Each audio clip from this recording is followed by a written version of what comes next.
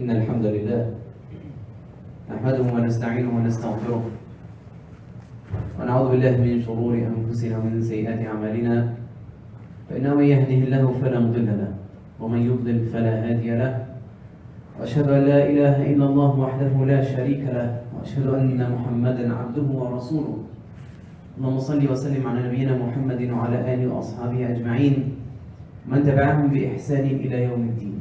يا أيها الذين آمنوا اتقوا الله حق تقاته ولا تموتن إلا وأنتم مسلمون. يا أيها الناس اتقوا ربكم الذي خلقكم من نفس واحدة وخلق منها زوجها وبث منهما رجالا كثيرا ونساء واتقوا الله الذي تساءلون به والأرحام إن الله كان عليكم رقيبا. يا أيها الذين آمنوا اتقوا الله وقولوا قولا سديدا يصلح لكم أعمالكم ويغفر لكم ذنوبكم ومن يطع الله ورسوله فقد فاز فوزا عظيما. أما بعد عباد الله فإن أحسن الحديث كتاب الله وأحسن الهدي هدي نبينا محمد صلى الله عليه وسلم شر الأمور محدثاتها وكل محدثة بدعة وكل بدعة ضلالة. I bear witness that there is no true deity worthy of worship except Allah subhanahu wa ta'ala, that his Prophet Muhammad sallallahu alayhi wa sallam is his final and last messenger. I praise Allah subhanahu wa ta'ala as he should be praised, the creator of all things, the provider of all things. O you who believe, have taqwa of Allah subhanahu wa ta'ala and fear him as he should be feared, and do not die except in a state of Islam, in a state of submission to Allah subhanahu wa ta'ala. O you who believe, have taqwa of Allah subhanahu wa ta'ala and say the truth, say what is correct. If you do so, Allah subhanahu wa ta'ala would correct and rectify your actions. And whomever obeys Allah subhanahu wa ta'ala and his messenger, then he has already attained the ultimate success. Dear brothers and sisters in Islam, the best of guidance is the guidance of the Prophet sallallahu alayhi wa sallam. And the best of speech is the book of Allah subhanahu wa ta'ala. And the worst of matters are newly innovated matters in this religion. Because whatever is innovated in this religion will lead you astray, and whatever will lead you astray will lead you to hellfire. Dear brothers in Islam, quite often when we hear about famine that's going on, the starvation that is going on in the world sometimes, and we see some of these images of human beings who are malnutritioned, starved, to the point of weakness, skin on skeleton, it is very normal for us to feel moved and gravitate towards trying to help them. We sometimes feel the pain when we ourselves fear or feel that hunger. And this is something that is physical, this is why we comprehend it. And it's something that we are reminded of quite often, whether through imagery or news reports, or sometimes from our daily lives, things we see in the street. We do have individuals who are needy around us, and we do see them sometimes, and it reminds us. However, what we sometimes do not realize is that there is another form of starvation and famine. One that is quite often not recognized, that slides under the radar, that we don't notice. And in fact, it's more dangerous than the previous one. It's a famine that does exist among the Muslims, among the world, in the world, that we quite often do not recognize, and it's very, very deadly. And that is spiritual starvation. It is very dangerous because we don't feel physical ailment towards it, but rather it does cause to a sort of death, the death of the heart. And when that death occurs, we completely lose everything that we're worth of in this world and the hereafter. And we don't feel it because we're not sensitive enough to it, or we don't think about it. Now there are others, alhamdulillah, that are sensitive to it and quite complain about it in the form of weakness of iman. Quite often I get this question, I feel disconnected from Allah subhanahu wa ta'ala. Why is my iman weak? And this is what I want to talk about, because this is a topic that is quite important. We don't realize sometimes that we have a malnutrition of our iman. We have some sort of weakness that we don't recognize because we're not attuned to it. And those who recognize it, alhamdulillah, complain about it and are looking for ways to solve it. So if you just give me your attention in these next few minutes, inshallah, I'm not going to take too much of your time. So please put your cell phones away. This is far more important than your 5-10 minute cell phone. There's really nothing important. If you make them disappear in your pockets, that is great. because it also interrupts your khutbah. One of the ethics of khutbah, the Prophet ﷺ had mentioned, whomever plays with something in front of him, then his Friday is invalid. So the minute you pick up that phone, swipe, that's it, done. It is not worth it. That is, part of that, by the way, is weakness of iman. Because you're not ready to listen to something or be in a place that is obligatory for it, that is a form of worship. So I'm just going to ask you, please put the cell phones away for a few minutes. We can stay away from it for about 15 minutes. It's not a problem. The world is not going to fall or collapse, inshallah. So just put it away for a second. To answer this question, what is the reason we have a weakness of man? Or why is our man weak? Why is our spirituality sometimes low? We have to first understand the nature of iman. What is nature? The nature of iman, it is something that is not static. I mean, it doesn't stay still. It is dynamic. Which means it's very normal for it to elevate and decrease. And this is why the Prophet ﷺ, in a hadith, he told the companions, and he is reminding them and telling them, he said, إِنَّ الْإِيمَانَ لَا يَخْلَقُ فِي جَوْفِ الْإِنسَانِ كَمَا يَخْلَقُ الثَّوْبِ فَجَدِّدُوا إِيمَانَكُمْ أَوْ اسْأَلُوا اللَّهَ أَنْ يُجَدِّدَ إِيمَانَكُمْ. The Prophet ﷺ said that verily iman wears out in the inside of one of you. إِنَّ الْإِيمَانَ لَا يَخْلَقُ, which means it dissolves, it wears out.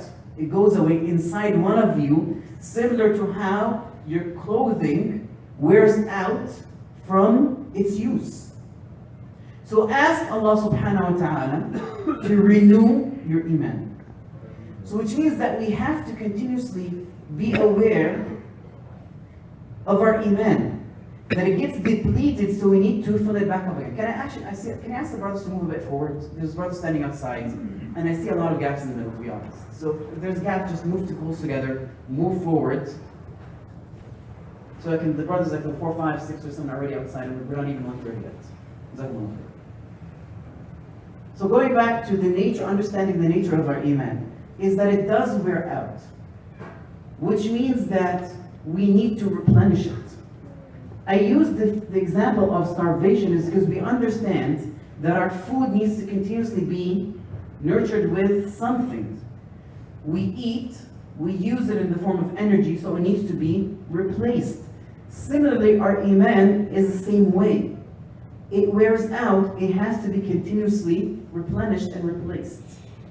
So if you understand this, it means that if you have a weakness of iman, it's because this replenishment is not occurring. The soul food that you need is not occurring.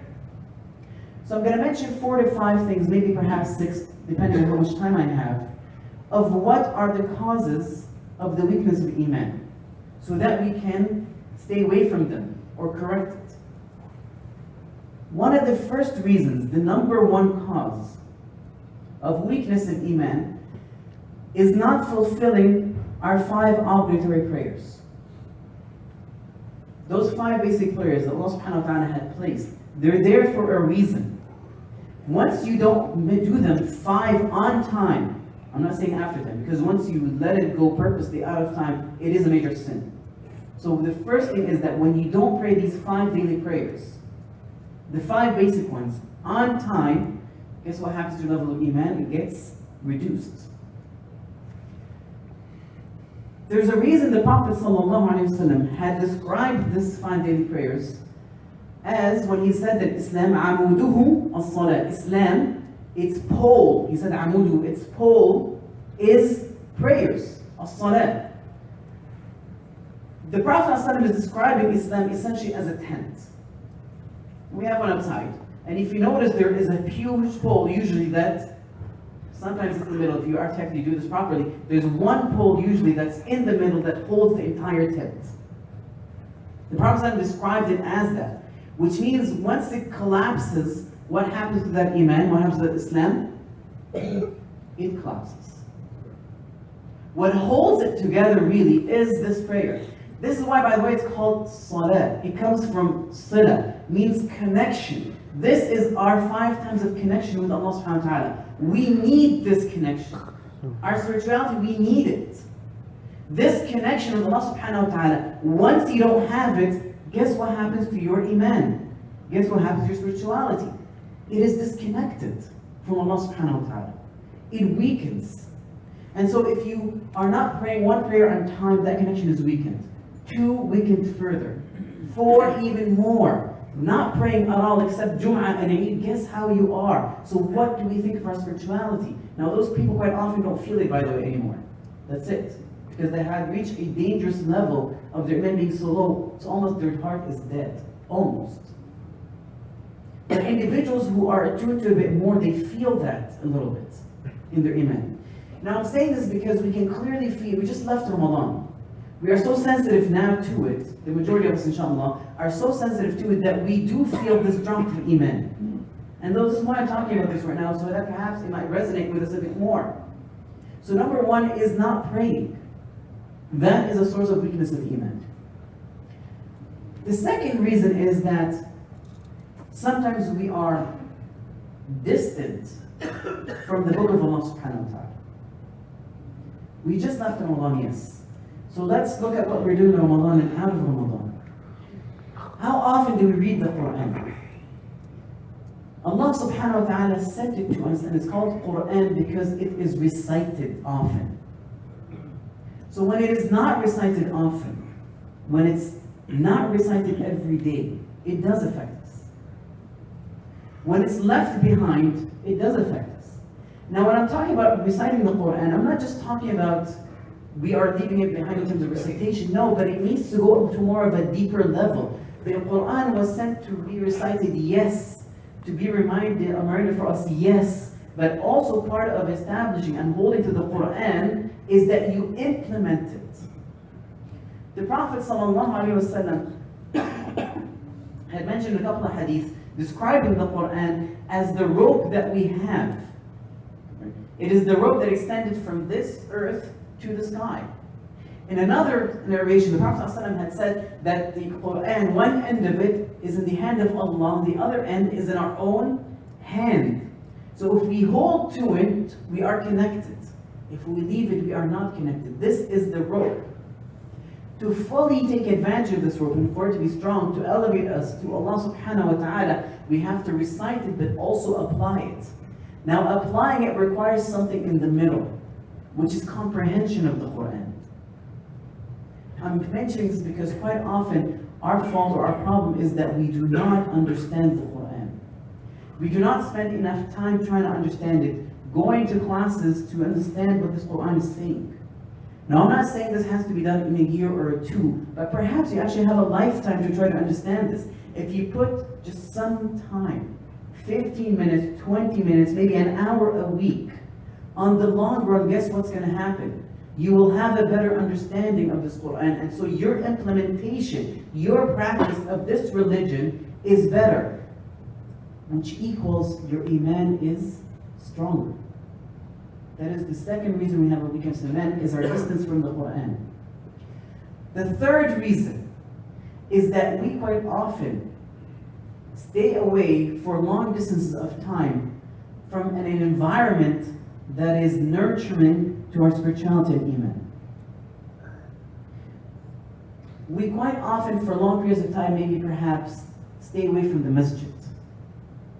Some only come once a week. Some not even that. So that once a week, maybe perhaps this is why Jum'ah is made mandatory. For us to at least gather in the one time, but this is the bare minimum. We need more. We need an environment that is conducive to our iman to maintain that level of iman and spirituality. When you stay away from long periods of time, guess what kind of environment you're in? It's not of an imanic conducive environment. It is not. It is outside, an environment that is polluted with things that will drain your iman. It will take it away from you. When you stay away from classes, not necessarily the masjid, but just classes of religion, that is dhikr, by the way. It reminds you. This is the sitting that our angels surround them. Whether they are in a hall or whatever the case is, or in a classroom, those sittings are important. Stay away from them, you will feel it. Until you get accustomed to it, you don't feel it anymore. But the longer we stay away from this environment, the weaker we become in our iman. Just to drive this point through, how many of us, while sitting in the masjid, think about sinning? It doesn't happen quite often, and if it happens, we try to just get rid of it. Compare that when you are sitting alone at home. The level of things that come to our heads, of ideas that are wrong, are much higher in frequency. This is just a comparison of how the environment perhaps might affect us. Now, this is just you sitting at home. Now, imagine if that environment is even filled with individuals who are not good for you. Which brings me perhaps to the fourth reason of things that cause a weakness in Iman, is staying away from righteous individuals. Pious human beings, when we stay away from them, it does affect you. The Prophet ﷺ instructed us to how we should pick our friends. And he told us, he said, that the person is on the belief of his companion. So let him be careful, let him look who is he befriending. Now what this hadith means is that your nature, how you are, is very similar and it is affected by your friends. Your behavior, your language, how you dress, how you speak, all these things are affected by your friends. So be careful who you befriend. An individual who is not pious and is not a believer will not increase your iman because he will not be reminding you of Allah subhanahu wa ta'ala. They will not be reminding you when you forget to do your acts of obligation. They will not tell you, stop, you're doing something is wrong. This is why it's very easy to judge an individual by who their friends are. If there is one thing that perhaps that I've seen in my life, is that you are either giving da'wah or you're receiving da'wah. Your friends are giving you da'wah, by the way. So be careful what kind of da'wah you are getting. Or you are the ones among the people who have a strong personality and you are influencing them. So be careful what kind of da'wah you are giving. Is it good or is it bad? This is why it's important to be careful who you're befriending. It is a source of weakness of iman or strengthen your iman. قولي قولي هذا واستغفر الله لنا ولكم.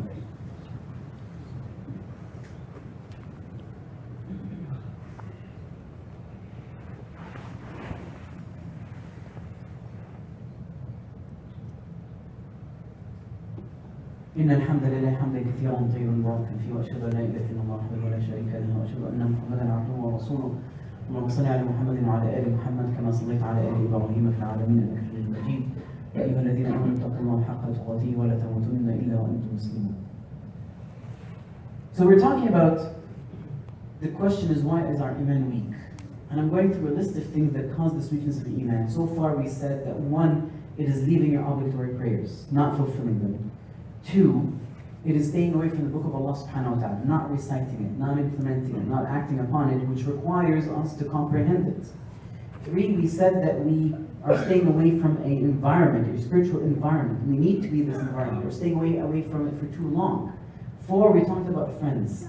Now the 5th one I'm going to mention quickly is sinning. We quite often underestimate the effect of sin on our weakness of iman. Sometimes it is a feedback loop, by the way. Yes, we do sometimes fall into sin because of weakness of iman, but acting on that sin further depletes our iman. It's a feedback loop. So there's no such thing as a small sin. Don't underestimate those sins. I know we quite often categorize this. We want to know what is the major sin, okay? And then we thought, okay, this is fine. So it's not a major sin, I'm not going to do it. We'll just do the minor sin. This is a problem. One of the, I can't remember if it's the companions or one of the followers, he said, be careful, okay, of these minor sins because they are like pebbles. And a mountain is built out of pebbles. وَلَا تُحَقِّرَنَّ صَغِيرَةً فَإِنَّ الْجِبَالَ مِنَ الْحَصَى. Do not belittle the minor sins because mountains are made out of small pebbles. These minor sins that we do will accumulate, will weaken our iman, which causes a feedback loop, which means that we are further digging a hole for ourselves. Now this is something that is important, so we have to stop this. We have to, as much as we can, refrain from it. And if we fall to sin, because we're human beings, what should we do? Remember Allah subhanahu wa ta'ala and repent. It is as simple as that. Dear brothers and sisters in Islam, we have to be more conscious about our level of iman. Because really this is what keeps us on our feet. This is what keeps us closer to Allah subhanahu wa ta'ala. This is what protects us from falling into sin. But also protect us when we fall into sin, we come back to Allah subhanahu wa ta'ala. Without this barrier, really it becomes very difficult to obey Allah subhanahu wa ta'ala. I ask Allah subhanahu wa ta'ala to elevate our iman and to make us one of the ones who keep renewing our iman and follow the footsteps of the Prophet sallallahu alayhi wa sallam. And I ask Allah subhanahu wa ta'ala to gather us with the Prophet sallallahu alayhi wa sallam on the day of judgment. اللهم اغفر لنا المؤمنات والأحياء منهم والأموات وارحمنا برحمتك يا أرحم الراحمين ونسألك الهدى والتقى والعفاف والغنى. اللهم ربنا آتنا في الدنيا حسنة وفي الآخرة حسنة وقنا عذاب النار. اللهم علمنا ما ينفعنا وانفعنا بما علمتنا وزدنا علما. اللهم أرنا الحق حقا وارزقنا اتباعه وأرنا الباطل باطلا وارزقنا اجتنابه. اللهم سددنا على طريق الإسلام وطريق الحق. اللهم ثبت قلوبنا على دينك. اللهم يا مصرف القلوب صرف قلوبنا على دينك، صرف قلوبنا على طاعتك. واخر دعوانا الحمد لله رب العالمين، وصلى الله وسلم على نبينا محمد وعلى اله واصحابه اجمعين، وقوموا الى صلاتكم.